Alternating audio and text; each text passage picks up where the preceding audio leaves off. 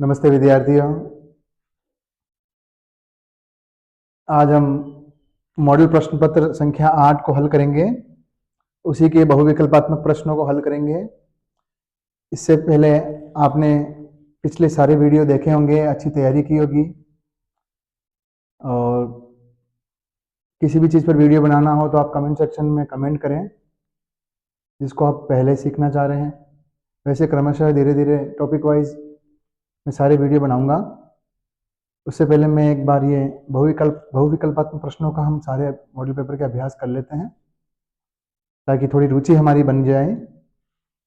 तो हम देखो शुरू करते हैं बहुविकल्पात्मक प्रश्न से। पहला जो प्रश्न है वो है मानव जीवनाय कीदृशं पर्यावरणम आवश्यकता भवति।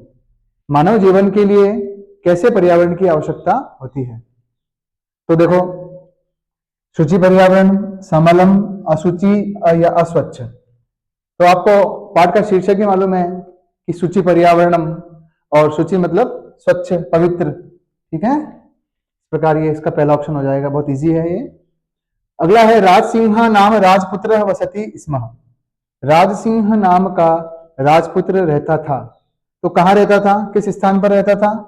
जवलाख्य ग्रामे, देवलाख्य ग्रामे, धवलाख्य ग्रामे या नवलाख्य ग्रामे। तो आपको अच्छे से आता है इसका उत्तर देवलाख्य ग्रामे। ठीक है, देवलाख्य ग्रामे। अगर जवेन गंतुम को असमर्थः आसीत। जवेन का मतलब होता है स्फूर्ति से, फुर्ती से। कौन चलने में या आगे बढ़ने में असमर्थ था? अश्व था, कृषक था या सुराधीप या बलिवर्ध। अश्व, इनका अर्थ जान लो। अश्व यानी घोड़ा, कृषक यानी किसान, सुराधीप यानी इंद्र भगवान के लिए आ रहा है ये, और बलिवर्ध यानी बैल। तो इसका सही उत्तर क्या है? वो बैल जो है वो तेजी से चल पाने में असमर्थ था क्योंकि वो बड़ा दुर्बल था और थक गया था। आलस्यम केशाम विपु अस्ति। आलस्य किनका शत्रु है? तो हम मनुष्यों का ही शत्रु है आलस्य। Very good.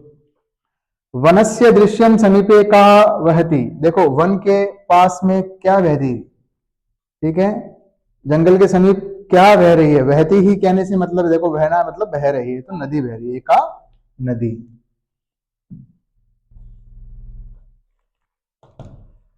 पिता कस्मै विद्याधनम यच्छति। पिता किसे विद्याधन देते हैं? पिता अपने पुत्र को विद्याधन देते हैं। ज्वालामुद्गिरन्त एते पर्वता अपि भीषण भूकंपम जनयन्ति। ज्वालाम उद्गिरन्तः एते पर्वता अपि, ये ज्वालामुखी विस्फोट करते हुए, ठीक है, ज्वाला को बाहर फेंकते हुए ये पर्वत है, बड़ा भीषण भूकंप उत्पन्न करते हैं। इसमें जो जनयंती रेखांकित पद है उसका अर्थ क्या है? तो उत्पन्न करते हैं मतलब उत्पादयंती। ठीक है, ये तो होगा नहीं कोई। फिर देखिए, भृंगाहा, भृंगाहा रसाल मुकुलानि समाश्रयन्ते। जो भौरे हैं, ठीक है, वो रसपान करने के लिए मुकुलों का, पुष्पों का आश्रय ले रहे हैं। तो यहां एक चीज देखेंगे कि भृंगा कौन है? भौरे। और भौरे को संस्कृत में क्या बोलते हैं? और क्या पर्यायवाची शब्द है भौरे का? द्विरेफा।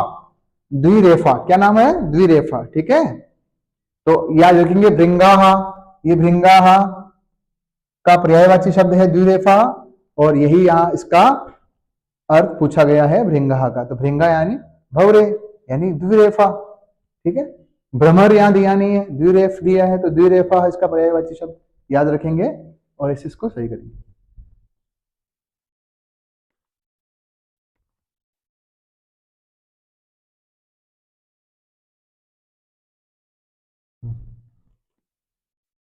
यहां देखिए आप, दिक प्लस गजा अत्र संधि पदम अस्ति। तो देखो यहां पहला वर्ण आ गया। ठीक है, अब इसका हम तीसरा कर लेंगे। ठीक है, क्योंकि जस संधि बन रही है यहां पर। तो क का तीसरा अक्षर क्या हो जाएगा? ग। तो क्या ऑप्शन से हो जाएगा? दिग्गजाहा। ठीक है, और संधि कौन सी हो जाएगी? जस्त। उत्तु संधि का उदाहरण है। उत्तु संधि का उदाहरण बताइए। उत्तु में हम क्या पाते हैं? ओ। ठीक है, गुण होकर के क्या हो जाता है? ऊ को गुण होकर के क्या हो जाता है? ऊ के स्थान पर गुण होकर के क्या हो जाता है? ओ हो जाता है, ये ध्यान रखना। ठीक है, ऊ को गुण ओ हो जाता है, तो कहां है ऐसी स्थिति? यहां है, ये रहा नृपो अस्ति। ठीक है, फिर यहां अ होने से पूर्व रूप भी हो गया साथ में। चर्तु संधि उदाहरण अस्ति। चर्तु संधि कौन सा अक्षर? पहला अक्षर। चर्तु संधि में कौन सा अक्षर करते हैं हम? पहला अक्षर करते हैं। ठीक है, तो बताओ कहां है मध्य में पहला अक्षर? एतद अस्ति, यहां तीसरा अक्षर है। ठीक है, यानी जस्तु संधि है इसमें। इष्ट यहां पर श है, यानी मूर्धन्यकरण है, यानी ष्टुत संधि है। ठीक है, उज्ज्वल यहां पर ष्टुत संधि है। ठीक है, ये रहा उत्पन्न, यहां पहला अक्षर आ गया, तो ये क्या हो जाएगा? उद प्लस पन्न, उत्पन्न। तो आपका उत्तर क्या हो जाएगा? सही, द ऑप्शन सही हो जाएगा, चर्त संधि का उदाहरण। आगे देखिए, सहर्षम। सहर्षम इति पदस्य विग्रहो अस्ति। तो यहां देखो स लग गया, और स किसके स्थान पर होता है? सह के स्थान पर। सह अव्यय पूर्व में प्रयोग किया जाता है, यानी अव्ययभाव समास का उदाहरण है। और सह किस अर्थ में होता है? सहित अर्थ में होता है। तो देखो सहितम कहां दिया है? एक तो यहां दिया है और एक यहां दिया है। ठीक है, लेकिन सह के योग में तृतीय विभक्ति भी करते हैं, तो क्या हो जाएगा? हर्षेण सहितम, ये आपका ऑप्शन से हो जाएगा। और समास कौन सा हो जाएगा? अव्ययी भाव समास आपका कौन सा हो जाएगा? अव्ययी भाव समास। ठीक है, अगला देखिए, अपादान अत्र विभक्ति अस्ति। तो अपादान में कौन सी विभक्ति होती है? सिंपल है, पंचमी विभक्ति होती है। चलिए यहां बता दो, कर्ता प्रथमा किसमें होती है? कर्ता में। तृतीया किसमें होती है? करण में। और सप्तमी किसमें होती है? अधिकरण में। याद रखें।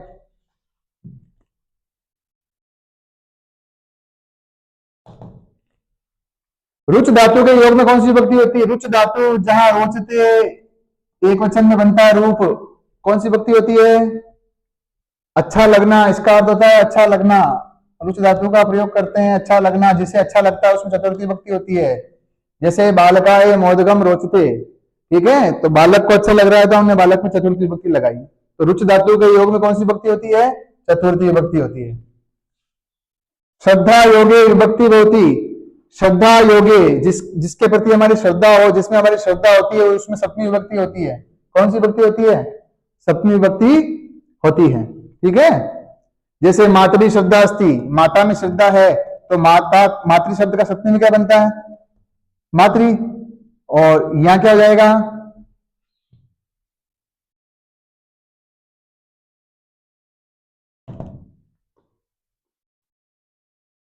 श्रद्धा अस्ति, माता में श्रद्धा है, तो ये सप्तमी विभक्ति है। तो श्रद्धा योगे, हमारे किसी के प्रति, गुरु के प्रति श्रद्धा है, या पिता के प्रति श्रद्धा है, माता के प्रति श्रद्धा है, तो जिसके प्रति श्रद्धा होती है उस शब्द में सप्तमी विभक्ति का प्रयोग किया जाता है। आगे देखेंगे, सीता रामेण रिक्त स्थान वनम अगच्छत। तो देखो यहां पर आपको समुचित अव्यय का प्रयोग करना है। क्या आएगा यहां पर? उपपद कौन सा आएगा? तो रामेण सह, राम के साथ जा रहे हैं, और तृतीय विभक्ति से भी इंगित हो गया, और कोई बैठेगा भी नहीं है। ठीक है, एकम बस यानम, फिक्स टाइम दे रखा है, 3 बज रही है, तो त्रिवादने, वेरी सिंपल। क्या बताया था? अगर 15 मिनट अधिक हो तो सपाद, 30 मिनट अधिक हो तो सार्ध, और 45 मिनट अधिक हो तो पादोन। ठीक है, याद रखेंगे। जना कर्णेन शृण्वन्ति, जना कर्णेन शृण्वन्ति, यहां पर शुद्ध रूप बताओ। तो देखो कर्णेन शृण्वन्ति, या एक्चुअली वो बात ही है कि वो एक कान से नहीं सुन रहा है, वो दोनों कानों से सुन रहा है। और सामान्यतः कान कितने हैं होते हैं व्यक्ति के? 2, तो द्विवचन का प्रयोग किया जाएगा यहाँ पे, इसलिए कर्णाभ्याम शृण्वन्ति यहां सही होगा। ठीक है, आगे देखेंगे, शुद्धम जलम पातव्यम, युष्म शब्द का प्रयोग करना है यहाँ पे। कैसे सूत्र चलेंगे? त्वम युवाम यूयम। ठीक है, त्वम युवाम युष्मान, त्वया युवाभ्याम युष्माभि। ठीक है, अब बताइए आप क्या होगा? शुद्धम जलम पातव्यम, तवित शब्द का तवित का प्रयोग किया गया है, और कर्म कर्मवाच्य और भाववाच्य में चलता है, ये ध्यान रखना। कर्मवाच्य व भाववाच्य में वाक्य चलते हैं जब किसका, तव्यत और अनियर, इन प्रत्यय का अपन प्रयोग करते हैं, ये ध्यान रखना। तव्यत प्रत्यय और अनियर प्रत्यय का जब हम प्रयोग करेंगे तो वो वाक्य किस वाच्य में चलेगा, कर्मवाच्य या भाववाच्य में। तो सीधी सी बात है, उस समय कर्ता में कौन सी विभक्ति होती है, कर्ता में उस समय तृतीय विभक्ति होती है। तो आप ये ध्यान रखेंगे, तो कर्ता में तृतीय विभक्ति है, तो यहाँ युष्मत शब्द में तृतीय विभक्ति लगाएंगे तो क्या हो जाएगा, ठीक है। तो त्वया, ये ध्यान रखना, त्वया शुद्धम जलम पातव्यम, ठीक है, तुम्हारे द्वारा शुद्ध जल पीना चाहिए। चलिए आगे देखिए, मुनि भी करणीयम, तो देखो किम करणीयम, तपस शब्द का प्रयोग किया है, तो किम करणीयम, तो सिंपल सी बात है, नपुंसकलिंग शब्द है, तो तपह करणीयम, तपस का तपह बन जाएगा, कोई दिक्कत नहीं है। तपह प्रथमा विभक्ति एकवचन, तपस का क्या बनता है, तपह, ठीक है। फिर देखिए न्यायाधीशेन, न्याय क्री प्लस अनियर, तो देखो करणीय बनता है अनियर से, सिंपल तो करणीय बना। अब हम लगाएंगे किसके अकॉर्डिंग, न्याय के अकॉर्डिंग। तो न्याय कौन सा लिंग है, न्याय कौन सा लिंग है, पुल्लिंग, तो इसको भी हम पुल्लिंग का एकवचन बनाएंगे, ठीक है। ये ध्यान, इसे ये ध्यान रखें। तो ये आज की वीडियो में ये था अपना, ठीक है। आप एक बार आराम से वीडियो को पूरा देखें, पॉज करके देखें, स्क्रीनशॉट लेके समझें, और कोई भी डाउट हो तो कमेंट बॉक्स में जरूर पूछें।